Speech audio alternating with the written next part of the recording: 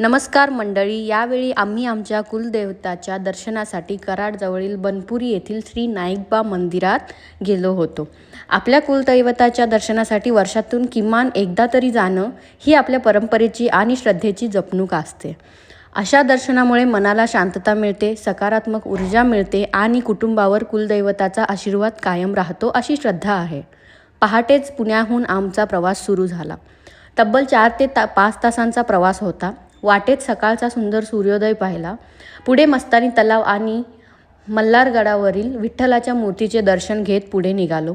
घाटातून प्रवास करताना वेगळीच मजा येत होती.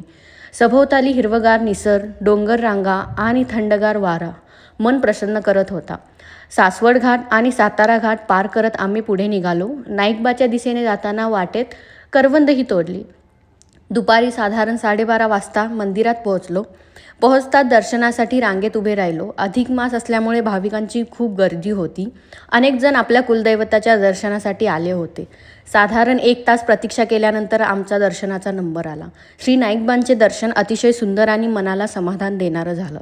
दर्शनानंतर मन भरून आलं आणि कुलदैवताचा आशीर्वाद घेऊन आम्ही परतीच्या प्रवासासाठी निघालो. अशा आध्यात्मिक प्रवासामुळे मनाला एक वेगळीच ऊर्जा मिळते. तुमचं कुलदैवत कोणतं आहे कमेंटमध्ये नक्की सांगा. थँक्यू.